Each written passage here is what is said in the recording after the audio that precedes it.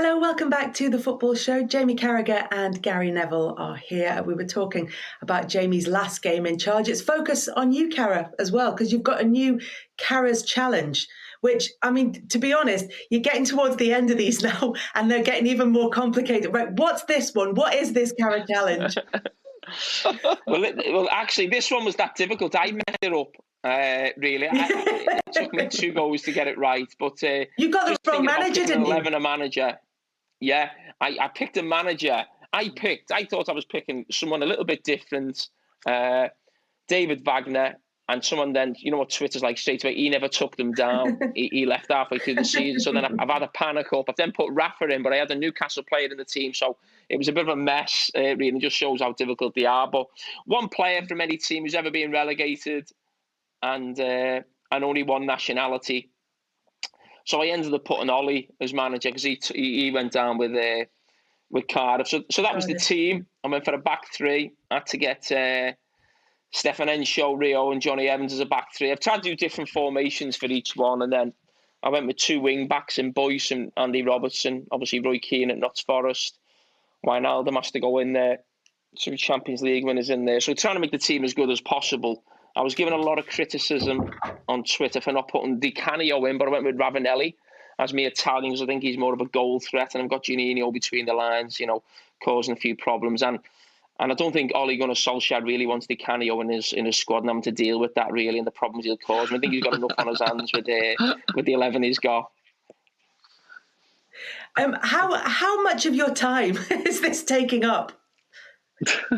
Well, to be honest, this comes out on a Sunday morning, so it's normally Saturday night. I've got no Saturday night Raz now, have I? No, you can't have a bevy or nothing now. So I'm just trying to think of little things. I'm getting a little bit of help from different people coming up with new ones. I was just going to say, this isn't all coming from you, this is definitely not all coming from you. Who you been It started with me. It started with me, and I was running out of ideas. So remember when you used to win Fantasy League football every year? That fella's helping me. Remember you used to win that every year? I thought he might be. Hey, you look at the team that he's picked, Gary. Is that a team that could stay in the Premier League this season? Definitely, would more than stay in the Premier League. That team. You look at some of the players that are in it. Rio Ferdinand, Roy Keane, Wijnaldum, Robertson. That would be pushing for top 6. Up front, there'd be a massive handful, those two in the peak. And Juninho's a wonderful player. So I think that actually Juninho's a player who would thrive more in the Premier League today than he would have done in the era that he played, where obviously it was a lot more aggressive. And the tackles obviously were flying in left, right and centre. Referees were a lot more lenient. But no, I think that team would be 6, let alone it would never go down. It looks like the trick to this one, Carra, is to pick players who had been brilliant, who were maybe on the decline at the time that they played for the clubs that they got relegated for. Yeah, I'm not actually picking them for the clubs they played for. I mean, Rio Ferdinand was the best defenders in the world, but I'm not picking him on his time at QPR. I'm not picking Ravanelli on his time at Derby, to be honest. More thinking about his season at Middlesbrough and scoring the Champions League final. So that's the...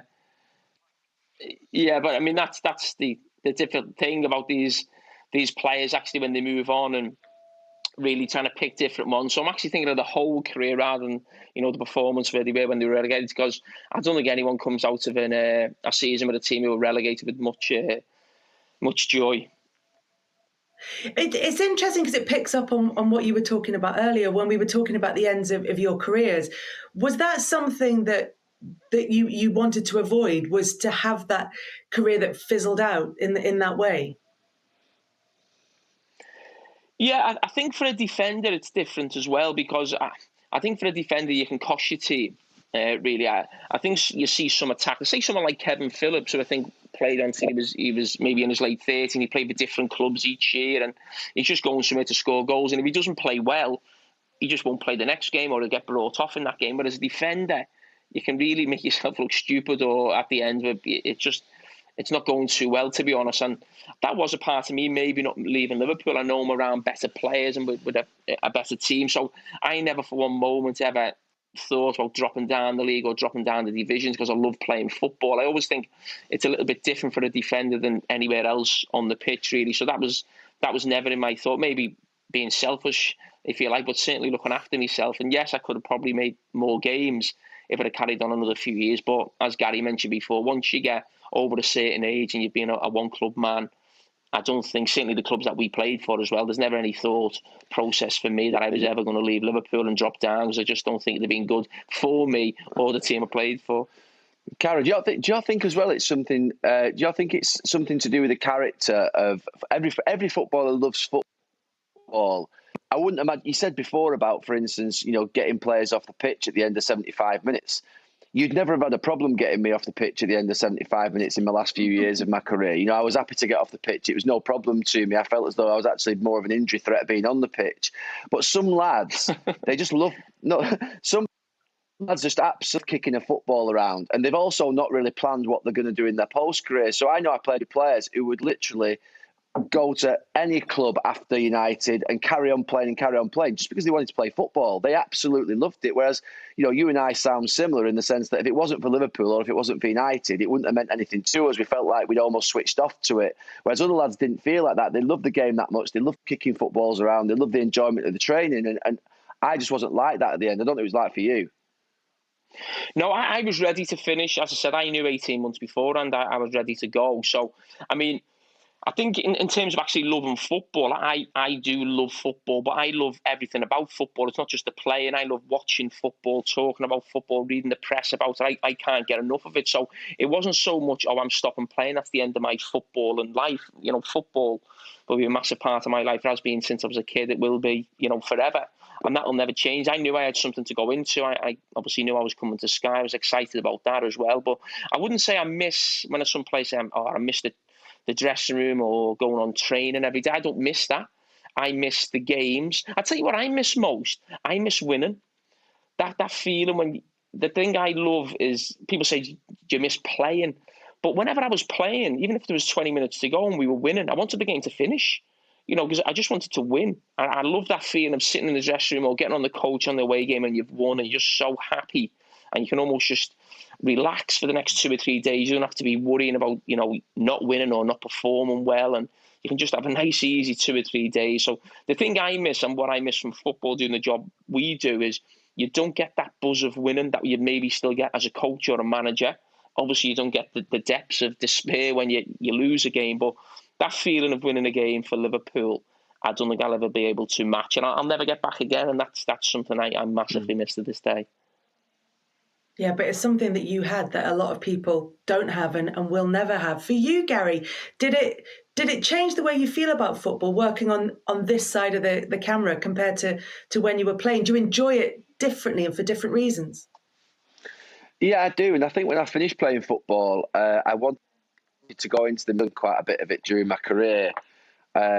But I also wanted to pursue my coaching badges because I obviously, like, Carra said, I love football. I didn't quite know what I wanted to do. So I was almost like pursuing different tracks and thinking where it would take me. But I think the big mistake I made probably at the end of my career was thinking that I could do all equally as successful. Part of it is, I think if I'd have dedicated every single minute of my life to football coaching the minute that I finished, I'd already got my A licence. I was about to get my pro licence at the age of 35, 36. I was really advanced in the sense that we'd all done, myself, Giggsy, Ollie, Roy, my brother, Phil. We'd all done our badges, our B&A licences while we were at the club.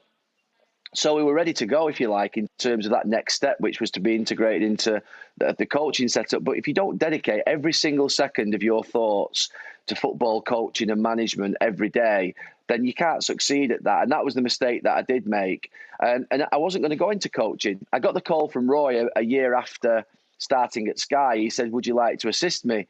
And the job with Roy wasn't on the coaching pitch. Roy and Ray did all the coaching. My work was mainly done in the terms of obviously more of a conduit with the changing room. I was closer to the age group of the players, but also I did a lot of the sort of analysis work and the work that I was doing with Sky, so rolling on the coaching pitch where I was doing sessions. But when I went to Valencia, I didn't have the big thing that for me went to Valencia. Obviously, language was a problem and the sort of out of my depth was a problem.